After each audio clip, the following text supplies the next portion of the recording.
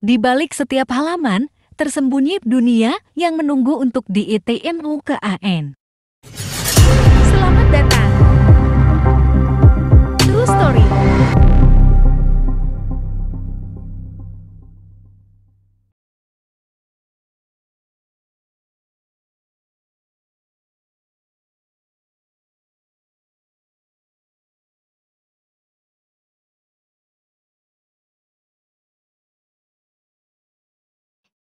Sana pergi, usirnya padaku. Aku tertawa terbahak-bahak dan pergi. Larissa menggerutu sendirian sambil makan. Aku masuk ke kamar, lalu masuk ke ruang kerjaku. Ayo kita mulai kerja lagi. Aku berbicara pada diriku sendiri sambil duduk.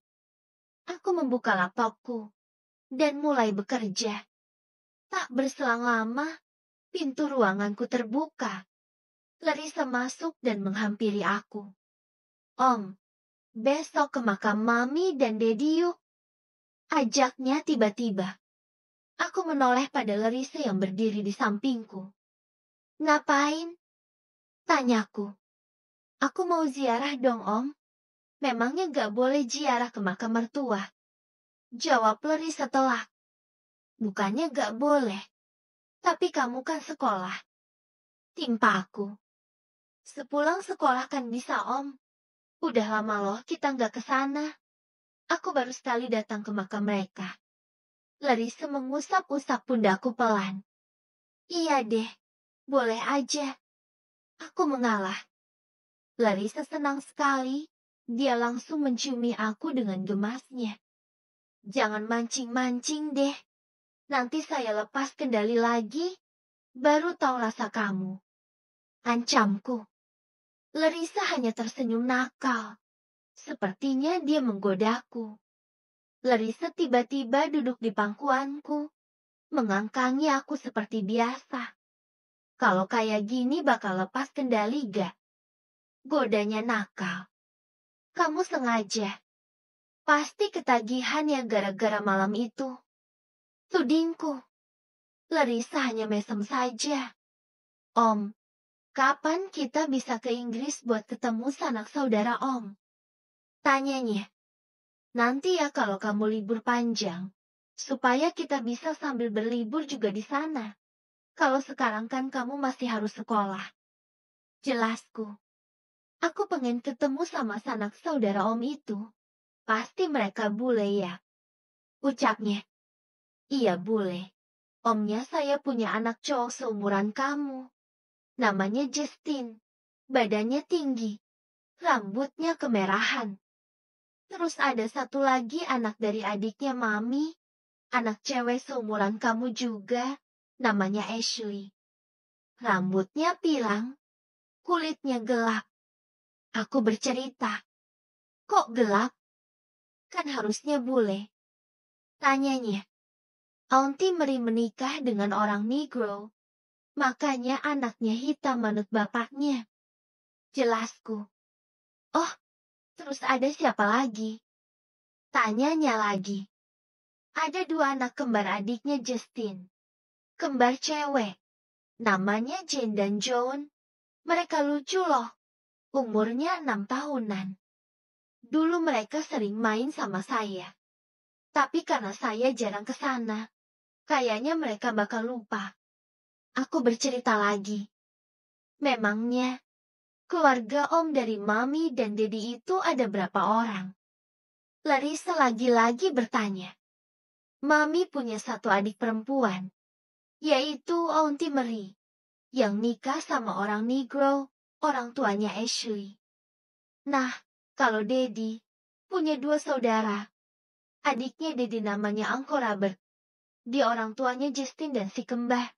Kalau yang satunya masih bujangan, belum menikah. Tuturku.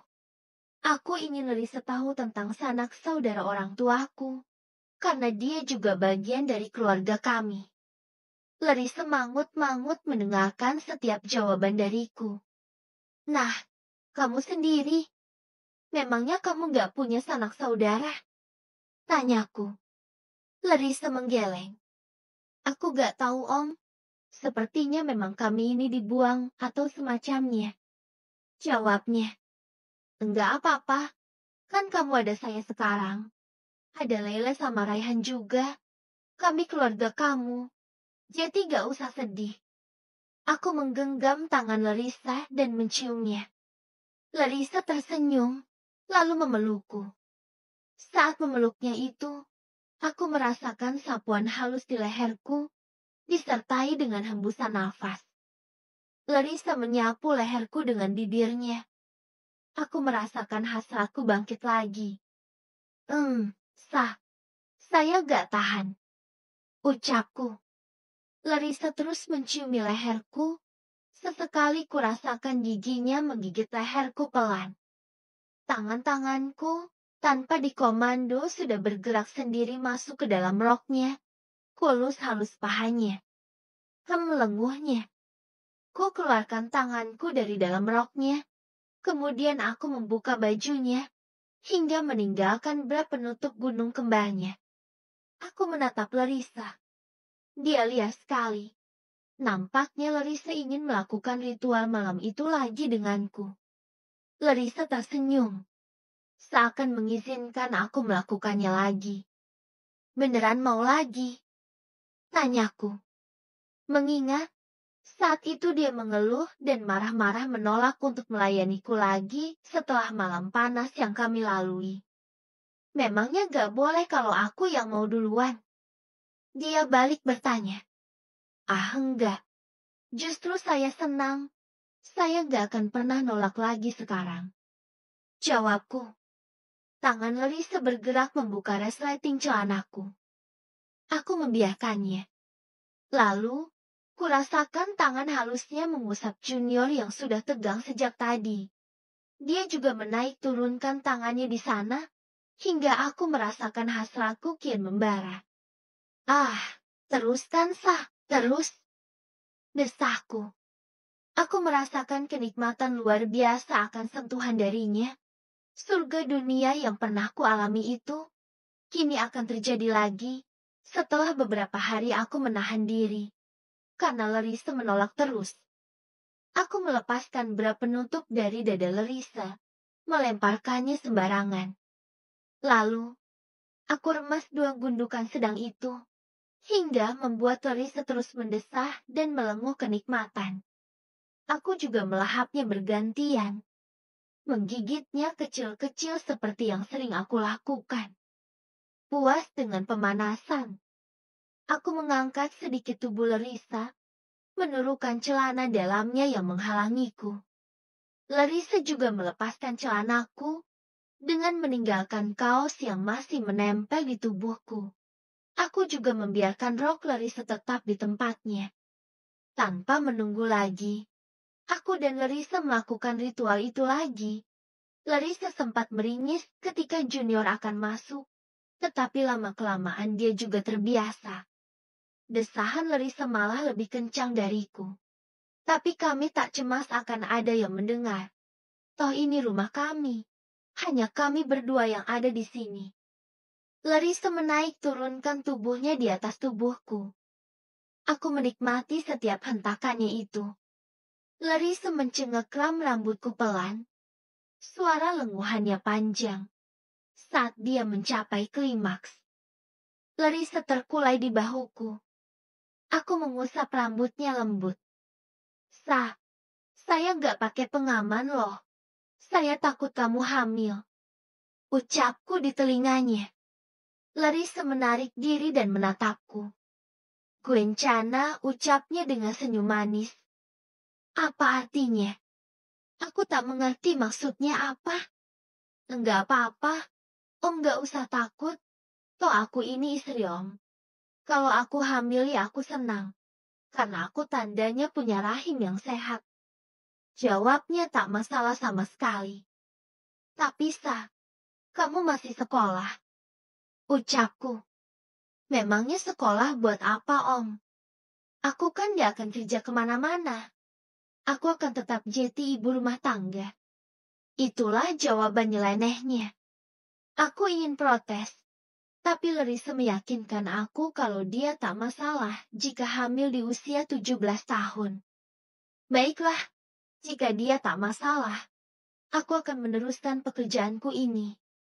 Aku mengangkat tubuhnya, mendudukkannya di atas meja kerjaku. Aku mengerjainya di atas meja. Aku dan Larissa menikmati malam dengan saling bertukar peluh. Hingga ruangan kerjaku kini menggema oleh suara desahan kami. Tangisku. Seperti janjiku sebelumnya. Hari ini aku akan mendaftarkan Lele masuk sekolah yang sama dengan Larissa. Aku juga membawa Raihan sebagai wali dari Lele. Kami masih dalam perjalanan. Setelah tadi ada sedikit drama. Larissa ngambek karena aku tak sengaja menyebabkan roti sandwichnya terjatuh ke lantai, hingga dia harus membuat baru. Tapi, ya itulah Larissa. Dia hanya ngambek sebentar, setelahnya dia sendiri yang akan bersikap biasa lagi. Aku dan Raihan duduk di depan, sementara Larissa dan Lele duduk di belakang. Selama perjalanan ke sekolah, mereka bercanda terus. Aku sesekali memperhatikan mereka dari kaca mobil. Mereka sangat akur. Bahkan terlihat seperti adik kakak di mataku. Nama mereka pun tak berbeda jauh. Lele Larissa. Bukankah hampir sama? Lei, kalau misal ada orang yang suka sama Lele, gimana tanggapan kamu? Aku bertanya pada Raihan. Fandi menyukai Lele. Tetapi aku khawatir Raihan tak setuju. Karena adiknya itu masih pelajar. Kalau saya sendiri gak masalah, Kak. Cuma lelaki macam apa yang menyukai adik saya? Apakah dia baik atau enggak? Saya enggak mau kalau adik saya hanya dijadikan pelampiasan. Bapak dan ibu menitipkan Lele pada saya. Saya harus menjaganya dengan baik. Meskipun memang nantinya Lele akan menikah, tapi saya tetap harus menikahkan dia dengan lelaki yang bisa menggantikan saya menjaga dia, bukan menyakitinya. Tutur Raihan. Kalau misal usianya sama seperti saya gimana? Tanyaku lagi. Raihan menoleh padaku dengan tatapan heran. Mungkin dia berpikir kalau akulah yang menyukai adiknya. Jangan salah paham dulu. Bukan saya yang suka sama adik kamu. Saya mengacung pernah berniat untuk poligami. Hehehehe. Aku segera menepis sangkaan Raihan padaku. Teman saya suka sama Lele. Umurnya sama dengan saya. Makanya saya tanya kamu dulu. Takutnya kamu gak setuju kalau umurnya terlalu jauh. Aku menjelaskan. Barulah Raihan menatap lurus lagi ke depan setelah aku jelaskan. Alhamdulillah. Dia pikir aku ini tukang poligami ya? Satu saja belum habis. Apalagi dua. Dan lagi pula, aku hanya mencintai Larissa. Aku tak bisa mencintai yang lain. Orangnya seperti apa? Tanya Raihan. Dia baik kok. Ganteng. Terus orangnya ramah. Dia adalah calon suaminya almarhumah Vera. Namanya Fandi. Dia gagal menikah saat Vera meninggal. Jelasku. Kasihan sekali. Memangnya calon istrinya meninggal kenapa? Raihan sudah mulai sering bicara denganku. Vera meninggal dalam insiden pembunuhan beberapa bulan lalu. Enggak hanya Vera. Dua adiknya juga dibunuh. Larissa adalah saksi mata kejadian itu. Aku agak sesak jika ingat kejadian ngeri itu. Astagfirullah, innalillahi, kapan itu kak? Raihan berucap seolah tak percaya. Sekitar 2 bulan lalu, kejadiannya cukup menggemparkan. Apalagi Vera sahabat saya sejak SMA. Saya masih ngerasa nggak percaya bisa kehilangan dia secepat itu dengan cara yang tragis pula. Jawabku. Dan Kak Fandi itu calon suaminya. Tanyanya lagi. Iya, mereka akan melangsungkan pernikahan dalam beberapa bulan ke depan. Tapi takdir sepertinya nggak berpihak. Jawabku. Jika ingat tentang bagaimana Vera meninggal, Aku merasakan sesak di dadaku. Kematiannya yang tak wajar itu masih menyimpan luka di hatiku. Saya turut berduka dan prihatin ya, Kak. Semoga Mbak Vera mendapatkan tempat terbaik di sisinya. Ucap Raihan berbelasungkawa. Amin, ucapku. Kalau saya sih nggak masalah, Kak, dari segi umur. Umur 29 itu masih muda. Masih standar lah buat anak umur 17 tahun. Asal jangan tua banget aja. Tapi ya balik lagi sama Lelenya. Dia yang menentukan masa depannya sendiri. Saya cuma berkewajiban mengingatkan dan mencarikan lelaki yang baik untuknya. Kalau Lele mau sama orang itu, ya silahkan. Asal orang itu jangan memanfaatkan adik saya yang polos, saya nggak rela. Laihan menuturkan pendapatnya. Insya Allah enggak. Fandi orangnya baik. Dia pasti bisa menjaga kemurnian Lele. Aku sangat yakin. Laihan mangut-mangut. Sementara Lise dan Lele tampaknya tak tertarik sedikit pun dengan obrolan kami. Mereka asyik bercanda dan mengobrol tentang banyak hal. Dasar bocah. Setibanya di sekolah, aku dan anak-anak langsung masuk ke kantor kepala sekolah untuk mendaftar. Dikarenakan Lele dan Larissa berbeda kelas, maka keduanya terpaksa harus berpisah selama di sekolah. Larissa menjadi adik kelas Lele, dan Lele jadi kakak kelasnya. Raihan mengantarkan Lele ke kelasnya, dan aku juga mengantarkan Larissa ke kelasnya. Sebelum sampai di kelas Larissa, aku menarik gadisku masuk ke dalam sebuah ruangan yang sepi. Aku ingin bersenang-senang dulu sebelum bekerja. Om, kok bawa aku ke sini sih? Aku kan harus masuk kelas. Larissa merengut.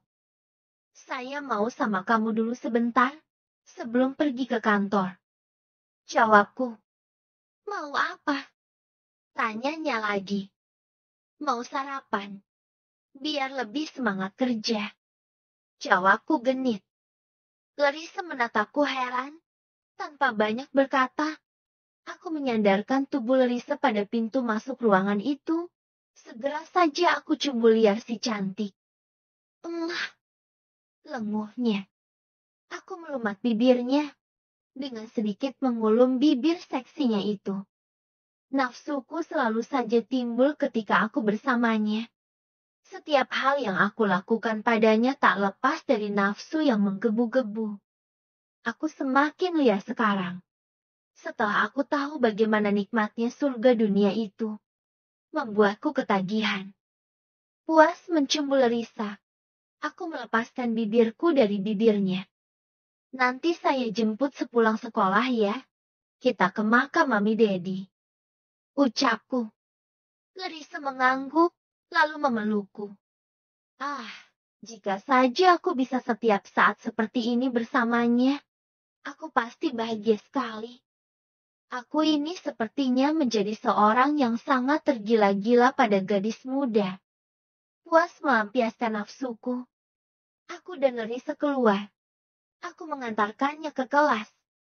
Larissa mencium punggung tanganku dan masuk ke dalam kelasnya. Setelahnya, aku keluar dari gedung sekolah. Raihan telah menunggu di mobil. Kami pun segera pergi ke kantor. Kantor. Aku menempatkan Raihan di ruangan bekas Vera dulu, yang berada tak jauh dari ruanganku. Aku menunjukkan setiap hal yang harus dia ketahui, agar dia bisa mudah mengerti. Aku masuk ke ruanganku setelah cukup lama mengajari Raihan cara-cara menjadi asisten pribadiku. Langsung saja aku membanting bokongku di kursi. Diam seperti itu. Aku jadi kepikiran sesuatu. Aku melihat kalender di mejaku. Melihat bulan dan tanggal berapa hari ini. Ternyata benar dugaanku. Aku hampir melupakan itu. Aku lupa belum mengunjungi makam orang tua Larissa, yang biasa aku lakukan setiap bulannya. Aku selalu berziarah ke makam mereka, sebagai rasa penyesalanku akan kematian mereka. Aku tak tenang jika belum mengunjungi mereka. Setiap bulan aku melakukannya tanpa Larissa ketahui, karena aku takut Larissa malah akan sedih jika dibawa ke makam orang tuanya. Apalagi akulah penyebabnya.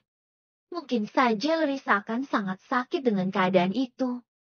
Aku pernah membawa Larissa ke makam orang tuanya, tetapi aku hanya menunggu di luar area pemakaman. Aku tak ikut serta. Karena Larissa pasti akan benci lagi padaku jika ingat kematian orang tuanya gara-gara aku. Namun, untuk sekarang aku tak tahu, karena Larissa sudah mencintaiku. Akankah dia melupakan kesalahanku itu? Aku akan ke makam orang tuanya hari ini. Setelah mengantar Larissa pulang setelah dari makam orang tuaku, aku tak mau dia ikut. Satu-satunya hal yang masih aku ingat dari kejadian nahas itu adalah aku melihat bagaimana ibunya Larissa tewas di depan mataku. Tak lama setelahnya, ayahnya pun tewas menyusul istrinya. Itu terjadi setelah beliau menitipkan Larissa padaku. Air mata dari lelaki itu membuatku sangat menyesal. Andai saja hari itu aku tak mengebut, tentu saja mereka takkan tewas karenaku. Aku sangat menyesal Tuhan. Maafkan aku. Aku tak pernah bermaksud membunuh siapapun. Tetapi tetap saja bayangan wajah mereka selalu aku ingat setiap tanggal yang sama. Wajah sedih sang ibu ketika tewas di tempat, dan wajah sedih sang ayah ketika menghembuskan nafas terakhirnya dengan memegang tanganku. Beliau seolah berat meninggalkan putri semata wayangnya.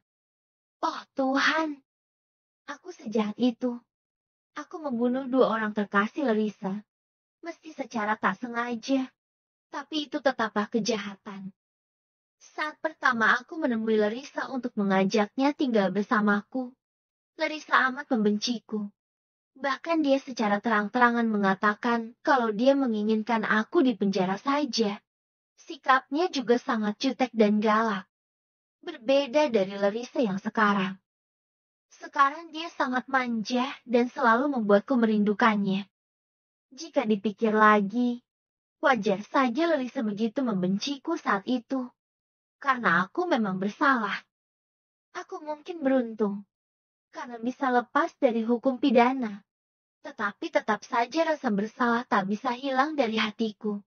Aku tak tenang jika tak berziarah ke makam mereka.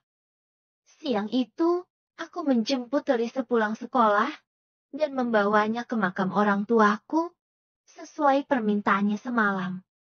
Om, nanti sepulang dari Makkah, kita pergi ke taman yuk. Ajaknya. Mau ngapain? Tanyaku. Mau kencan sama Om dong di tempat yang dihiasi bunga-bunga. Romantis kayak drama-drama gitu. Jawabnya centil. Kebanyakan nonton drama deh. Dunia nyata gak seromantis itu Kalisa. Tetap aja di taman gak cuma kita berdua, tapi banyak orang yang berkunjung. Mana bisa bermesraan? Aku pikir dalam drama dan dunia nyata itu sangat berbeda. Larissa adalah bocah korban drama. Aku tak aneh dengan cara berpikirnya. Ayolah, please. Bujuknya. Iya deh iya, terserah kamu aja mau kemanapun. Saya nurut aja. Aku mengalah. Asyik. Larissa sangat girang sekali. Aku hanya menggeleng-gelengkan kepalaku dengan kelakuannya itu. Sekitar 25 menit. Kami sampai di tempat pemakaman bergengsi itu. Aku dan Larissa turun dari mobil. Tempat itu seperti sebuah taman kuburan. Di mana kuburan dengan berbagai macam nisan berjejer rapi. Seorang satpam penjaga area pemakaman menyapaku. Aku dan Larissa masuk ke dalam area pemakaman. Kami melintasi banyak kuburan sebelum sampai di kuburan orang tuaku. Larissa membawa sebukit bunga lili putih yang tadi dibelinya untuk ibu dan ayahku. Om, di sini kuburannya mewah semua ya? Celetuknya. Tentu saja mewah. Ini kan tempat pemakaman terbesar di kota ini. Di sini juga bisa dibilang tempat pemakaman orang-orang kalangan atas. Jadi gak usah heran kalau kuburan mereka begitu mewah dan dijaga dengan baik. Jawabku, kenapa sih security itu mau jaga makam di sini? Kalau di makam biasa gak ada yang jaga kok. Tanyanya polos. Di pemakaman ini banyak harta sah. Yang meninggal dikuburkan di sini itu membawa harta. Makanya harus dijaga supaya gak dicuri. Jelasku. Oh, berarti orang tua Om juga bawa. Tanyanya lagi. Tentu, mereka juga bawa harta. Orang tua saya pakai baju pengantin saat dikuburkan. Itulah adat istiadat untuk orang non. Jawabku. Larissa mangut-mangut paham. Larissa melirik ke sana kemari, memperhatikan satu persatu kuburan yang terhampar di sini. Om, di sebelah sana itu, edem kuburan yang ada bonekanya. Tunjuk Larissa. Pada sebuah makam yang ada boneka di atasnya. Mungkin itu kuburan anak kecil. Makanya ada boneka di atasnya. Jawabku asal. Lagi-lagi Larissa mangut-mangut. Apakah kamu memang sangat kampungan sah? Sampai-sampai pemakaman seperti ini saja kamu gak tahu. Benar-benar deh Larissa ini. Benar-benar gak pernah gaul. Tiba di depan makam orang tuaku, aku dan Larissa berjongkok di samping makam mereka. Dekat nisan salib yang tertulis nama mereka di sana. Larissa meletakkan buket bunga di kedua makam orang tuaku masing-masing satu buket bunga. Selamat siang Mami, Dedi. Ucapnya dengan mengusap-usap nisan ibuku. Andai aku lahir lebih cepat, pasti aku bisa ketemu sama Mami dan Dedi dulu. Aku pengen deh kayak yang lain bisa jalan-jalan sama mertua. Masak bersama dan bercanda bersama dengan mertua. Tapi sayangnya, aku ini lahir agak lambat dari anak kalian. Makanya aku gak sempat ketemu kalian. Tutur Larissa. Aku tersenyum melihat tingkahnya ini. Dia seolah sedang berbicara dengan Mami dan Dedi secara nyata. Mami, Dedi, terima kasih sudah melahirkan anak yang baik seperti Om Jason. Aku bahagia memiliki dia. Ucapnya lagi. Aku terharu mendengar itu. Apakah benar Larissa sebahagia itu memiliki aku? Mami, Dedi, tolong restui kami ya. Doakan kami selalu bahagia. Tambahnya. Amiin, aku mengaminkan. Larissa menoleh padaku dan tersenyum. Aku beralih ke makam Dedi. Mengusap nisan Dedi yang makamnya bersebelahan dengan makam Mami. Dad, Mam, kalian harus bahagia melihatku seperti ini sekarang. Hidupku jauh lebih berwarna setelah kehadirannya. Tolong restui kami. Doakanlah kami bahagia. Pintaku pada Mami dan Dedi dalam hati. Jika saja mereka ada, pasti mereka akan sangat menyayangi Larissa. Apalagi dulu mereka ingin sekali memiliki anak perempuan. Pastilah kehadiran Larissa akan membuat mereka bahagia. Mengingat mereka, kurasakan mataku memanas. Buliran bening menutupi penglihatanku. Mami, Dedi, aku rindu kalian. Tanpa terasa, air mataku jatuh begitu saja. Padahal aku sudah berusaha menahannya agar tak menangis di depan Larissa. Tapi ternyata sulit. Rasa rindu pada orang yang sudah meninggal itu sulit untuk tak mengeluarkan air mata. Kurasakan sebuah tangan mengusap kepalaku, dan sebuah tangan lagi mendekapku. Kuat ya Om, jangan nangis. Aku gak mau lihat Om nangis. Ucapnya terisak. Tidak sah. Saya tidak bisa menahannya lagi. Saya merindukan mereka sah. Sama seperti kamu merindukan orang tuamu. Aku menangis di pelukan Larissa. Gadis manisku mendekapku erat. Kami memiliki nasib yang sama dalam banyak hal. Termasuk dalam kehilangan orang tua. Itulah sebabnya aku sangat mencintai Larissa. karena dia dan aku memiliki banyak kesamaan, di mana kami bisa saling menguatkan dan menghapus air mata kami. Walaupun akibat kematian orang tua Larissa adalah karena aku. Terima kasih sudah menonton. Jangan lupa ya di subscribe dan klik lonceng.